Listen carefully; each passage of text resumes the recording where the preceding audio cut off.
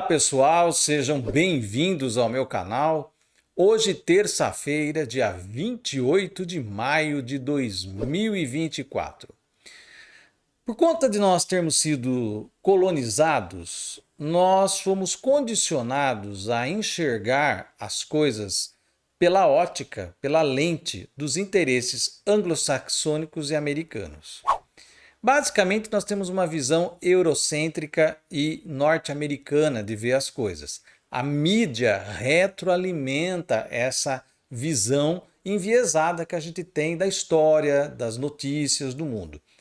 O caso que está acontecendo, por exemplo, no conflito Israel-Palestina, como a mídia vem de uma visão muito ligada à forma como o eixo anglo-saxônico americano vê o conflito Israel-Palestina, dando guarida, dando defesa quase que incondicional ao Estado de Israel. Mas essas coisas estão mudando de uns tempos para cá, né? E a mídia anda meio assim apertada, porque ela tenta fazer o seu jogo de manipulação de informações, mas a gente está conseguindo escapar um pouco disso. Não todos, né? Mas uma boa parte da população hoje consegue olhar para outras áreas do mundo, para outras notícias e com outra lente. Isso também tem a ver com a emergência do mundo multipolar, principalmente do chamado Sul Global, em que certos países começaram a ser foco de notícias e de atenção por uma ótica diferenciada. É o caso da Índia, é o caso da China, é o caso do próprio Brasil, do Irã e da própria Palestina, da própria situação da Palestina. Então hoje, vamos dizer assim, aquela visão monolítica, hegemônica da mídia anglo-saxônica americana, ela está meio que sendo balançada, até porque hoje a gente consegue se conectar, a internet traz, apesar de uma enxurrada de fake news, você tem aí também os eventos acontecendo e as pessoas tendo contato com coisas que a mídia esconde da gente. Como, por exemplo, esconderam aí o máximo que puderam toda a carnificina feita em Rafah pelo Netanyahu, né? Aí quando a coisa ficou aí nas redes sociais sendo mostrada, não tiveram como esconder mais da gente isso, né?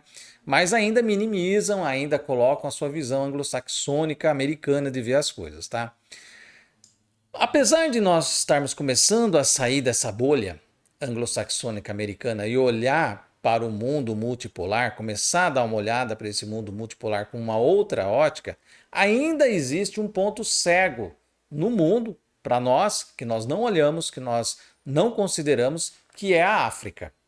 A África, ela fica descuidada, ela fica praticamente esquecida, ela quase não aparece nos noticiários, né? Não se fala muito sobre a África. E aí, o que eu fiz, né? Fui fazer um estudo aqui, tenho feito um estudo, ainda não está completo esse estudo, de alguns países africanos, estava estudando os mapas astrológicos, muitos deles são recentes, da década de 60 para cá, que foram se libertando do jugo dos seus impérios, dos impérios que atuaram ali, os impérios da Europa, né? Então a África foi dominada pela Inglaterra, pela França, pela Bélgica, pela Holanda, pela Alemanha. Então esses países todos colocaram suas patas na África, principalmente do século XIX para cá, constituíram colônias ali, sugaram as riquezas no máximo que puderam, riquezas não só minerais, naturais, mas também arqueológicas, né? Você vai em determinados museus na Europa, tem mais coisas do Egito e da África, de um modo geral, do que da própria nacionalidade ali, né? Então, teve todo esse roubo feito pela Europa das riquezas africanas e depois simplesmente largaram ali o bagaço chupado, né? E todas as mazelas sociais que a África possui, os diversos países que foram aí se alçando, foram se constituindo, apesar das guerras e separatismos que existem ali também nessa região. Existem muitos golpes de Estado, muitas ditaduras, muita complicação de violência na África. Mas dentro desses estudos astrológicos, eu identifiquei ali né, não só astrológicos como sistêmicos, eu identifiquei dois campos mórficos que atuam na África e que, pelo andar da carruagem, eu não vou mostrar aqui os mapas de todos os países, são mais de 50 países na África, então seria uma tarefa insana tentar fazer isso aqui num vídeo, né? Mas eu vou falar de um modo geral o que eu fui percebendo, analisando um mapa ou outro, e eu peguei dos mapas assim mais de países que têm uma proeminência maior na vida geopolítica. E eu cheguei a uma conclusão muito interessante, tá? Porque esses dois campos mórficos, eles são muito distintos e eles separam a África praticamente como se fossem dois continentes energéticos. É basicamente isso, é como se a África fosse dois continentes separados energeticamente falando, por campo mórfico. O primeiro campo mórfico se estabelece no norte da África, no antigo Maghreb, e ali é um campo ligado ao islamismo. Ele está ligado a esse campo. Eu estou falando de campos mórficos ligados, inclusive, à questão religiosa e espiritual. Então, a cultura dos mouros, dos árabes, ela ainda é dominante, ela é o campo mórfico que domina ali na região do norte da África. E no sul da África, região ali da África do Sul, Botsuana, Namíbia, Malawi, essa região aí, tá? Você tem uma preponderância de um campo mórfico ligado à cristandade, né? Vale lembrar que aquela área foi ali dominação dos ingleses, alemães também dominaram ali uma parte da região. Então você tem principalmente a cristandade protestante se manifestando muito ali nessa área. Então existem dois campos mórficos, duas energias como se fosse água e óleo ali, né? E a África Central fica numa zona de transição entre esses dois campos, ora pendendo para um lado, ora pendendo mais para o outro. E essa é a situação energética da África hoje. Por conta do que vai acontecer em 2026, da conjunção de Saturno e Netuno na entrada de Áries, eu percebi que isso vai mexer com alguns mapas astrológicos de países africanos também. Vai mexer com o mapa do Brasil, cuja conexão com a África é óbvia, né? A gente tem uma história de conexão por conta de termos trazido a população africana escravizada para cá e temos hoje, né, uma matriz africana em loco aqui, né, de religiões, de costumes e de cultura. Então, nossa identidade com a África, esse campo mórfico nós também temos aqui, né? Nós compartilhamos esse campo mórfico com a África. E isso incomoda muita gente aqui no Brasil, né? Muita gente incomodada, principalmente a extrema-direita e a extrema-direita evangélica se incomoda muito com esse campo mórfico, mas ele está aí, ele faz parte da identidade do Brasil, né? Ele é um órgão da estrutura do sistema brasileiro, então não tem como remover isso sem matar o Brasil. Então não adianta, né? Esse país é um país também africano, né? Por mais que as pessoas... Tem gente que fica só de escutar isso já começa a sair brotoeja, mas é isso aí mesmo. Nós também somos, até porque por conta da geofísica já fomos grudados ali, né? Quando os continentes estavam juntos, a região do litoral do Brasil estava grudado ali com a África, né? Então a gente tem uma conexão também ancestral. Isso sem falar que a África, no cômputo dos chakras da Terra, ela corresponde ao chakra básico, ao chakra raiz. E é ali que originou-se a espécie humana. Então, de uma certa forma, o simples fato de nós sermos humanos, estarmos vivendo em alguma parte do mundo, nos conecta diretamente com a raiz maior de todas, que é a raiz ancestral africana. Então, a África e o que acontece com a África tende a reverberar em cadeia para todo mundo, tá? E para toda a humanidade, de um modo geral, no que condiz à sua genética, ao seu DNA.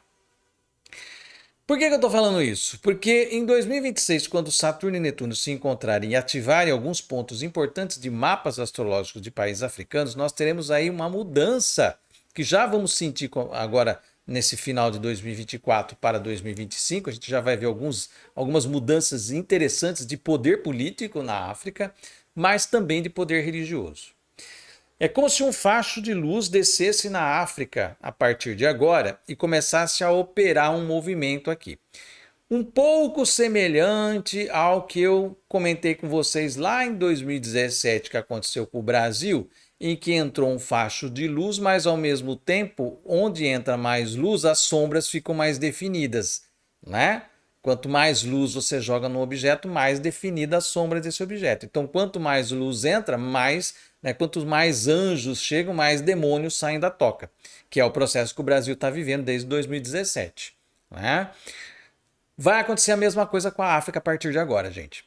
Prestem muito atenção, porque esses dois campos mórficos do sul da África, onde você tem a cristandade mais protestante, mais evangélica, e o norte da África com o Islã, vamos ter duas forças surgindo aí, uma luminosa e uma trevosa, tá? E surgem, portanto, a partir disso, lideranças que vão ser catalisadores dos movimentos de transformação da África, tá? Então, nós vamos ter lideranças que serão extremamente progressistas, luminosas, que vão trazer uma proposta de um novo mundo, de se conectar com a raiz ancestral da África, é a voz ancestral que vai retumbar para todo o planeta através dessa liderança africana, que vai se constituir, que vai aparecer e que pode ser inclusive da juventude africana. E a outra, mais reacionária, mais atrasada, mais ligada aos preconceitos e tudo mais, que é a parte trevosa, muito semelhante à divisão que aconteceu aqui no Brasil. A gente sabe que o Brasil também está dividido entre dois campos mórficos, um campo progressista e um campo reacionário, né? E esses campos estão aí se digladiando desde 2017, que essa separação ficou mais tensa, mais complicada, né? E a gente vai ver isso acontecer com a África, né? Então, os países africanos vão gerar aí um movimento muito significativo. A gente vai prestar atenção com mais facilidade ou com mais ênfase nas notícias africanas, porque elas vão agora impactar o mundo, né? Como a África ficou como um grande ponto cego, né? Algo não visto, não reconhecido, tudo aquilo que foi deixado para trás, que não foi visto, que não foi reconhecido, ganha força lá na frente na forma de destino. Então a África vai se erguer. Esperem, porque a África vai se erguer, novas lideranças vão ser forjadas no calor dos movimentos mórficos, tanto do norte quanto do sul.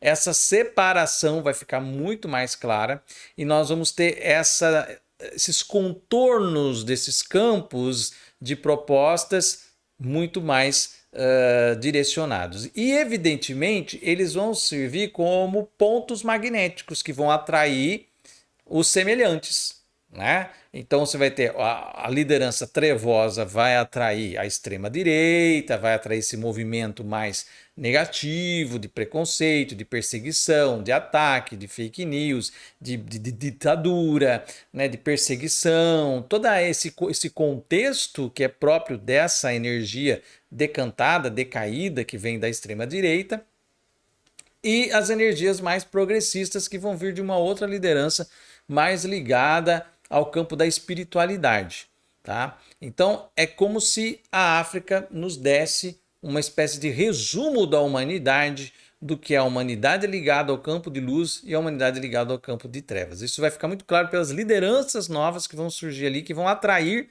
grupos de seguidores e que vão criar, tanto na política quanto na religião, um movimento muito interessante que vai deixar as pessoas assim muito curiosas sobre o que pode sair dali, tá?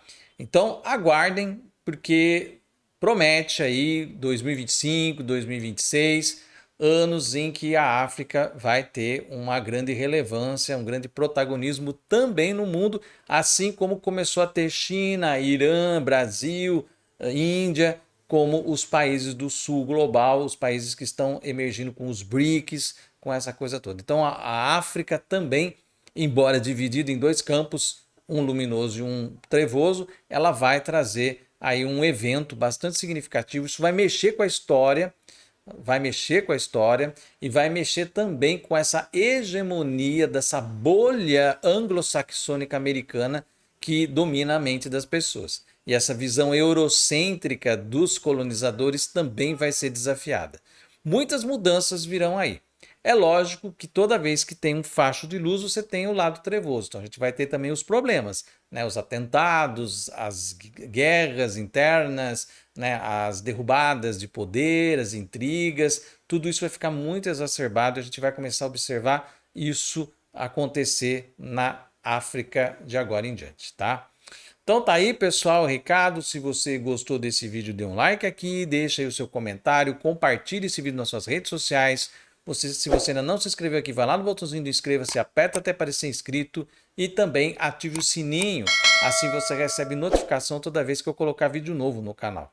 Eu vou ficando por aqui, até o nosso próximo vídeo e um grande abraço.